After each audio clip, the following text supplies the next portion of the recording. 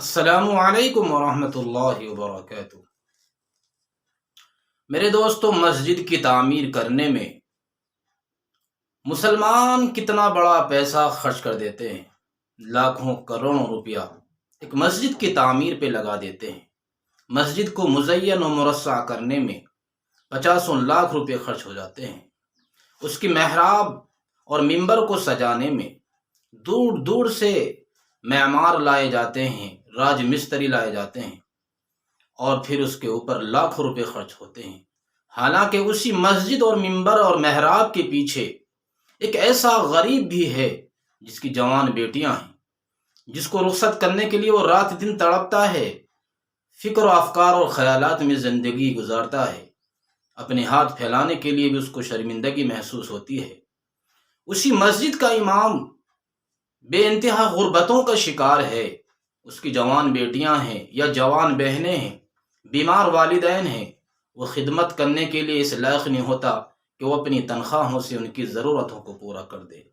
لیکن یہی مسلمان اسی مسجد کو مرصع اور مزین کرنے میں لاکھوں کروڑوں روپے خرچ کر دیتے ہیں، لیکن مسجد کے امام کی تنخواہ وہی 5-6 ہزار 7 ہزار روپے ہوتی ہے، اور وہ بھی کہیں کہیں ہوتی ہے۔ مسلمانوں، نبی کریم صلی اللہ علیہ وسلم نے تو ایک حدیث شریف میں یہ بھی فرمایا ہے کہ یہ قیامت کی علامات میں سے ہے کہ مسجدوں کو فضول خرچی سے مزین و مرصع کیا جائے گا۔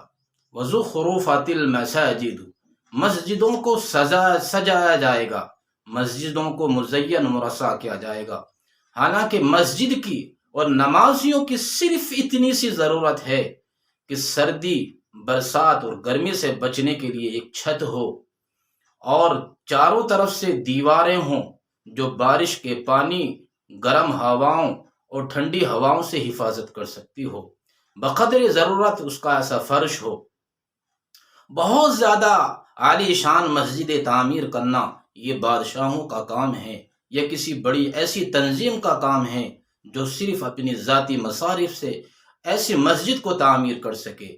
لیکن چندہ کر کے، لوگوں سے ادھر ادھر سے لا کر کے اتنی مہنگی مسجدیں بنانا، یہ کبھی بھی اسلام نے اس کو پسند نہیں کیا ہے۔ یا لاکھوں روپے اس کے محراب کے ساتھ ساتھ اس کے مینار پر خرچ کرنا، یہ کبھی بھی اسلامی شعائر میں شمار نہیں ہوا ہے۔ حالانکہ میں نے جیسے عرض کیا کہ اسی مسجد کے چاروں اطراف میں دیکھا جائے، یا خود اس مسجد کے امام کو دیکھا جائے، یا خود اس مسجد کے بہت سے نمازیوں کو دیکھا جائے کہ کتنی تنگ دستی، مفلسی، عاجزی، بے بسی کی وہ زندگی گزار رہے ہیں۔ لیکن ہماری نظر ان غریب مسکین غریبوں پر نہیں جاتی، ان کی غربت اور مسکنت پر نظر نہیں جاتی، امام کی لاچاری، بے بسی پر نظر نہیں جاتی۔ یہی وجہ ہے کہ کتاب میں لکھا ہے کہ حضرت عبداللہ ابن مبارک رحمت اللہ علیہ کے پاس میں کچھ لوگ اس لیے پہنچے کہ انہوں نے یہ درخواست کی کہ حضور، اللہ نے آپ کو بہت دیا ہے، مسجد کی تعمیر چل رہی ہے، اس میں آپ کچھ حصہ لے لیں۔ حضرت عبداللہ ابن مبارک رضی اللہ رحمت اللہ علیہ نے فرمایا کہ بھائی، میرے نزدیک کسی غریب کی غربت میں کام آنا، کسی بھوکے کے حلق میں لقمہ جانا، کسی حاجت مند کی ضرورت کو پورا کر دینا ایک مسجد کی تعمیر سے زیادہ ضروری ہے، اور یہ کہہ کر اس مسجد کی تعمیر میں حصہ لینے سے انکار کر دیا۔ اور یہی اسلام کا رخ ہے، اور اس کو ہی اسلام نے پسند کیا ہے۔ لیکن مسلمانوں کو دیکھا جائے کہ یہاں تک کہ وضو خانے، لیٹرین اور پیشاب خانے اور غسل خانوں کی تعمیر پر لاکھوں روپے خرچ کر دیے جاتے ہیں۔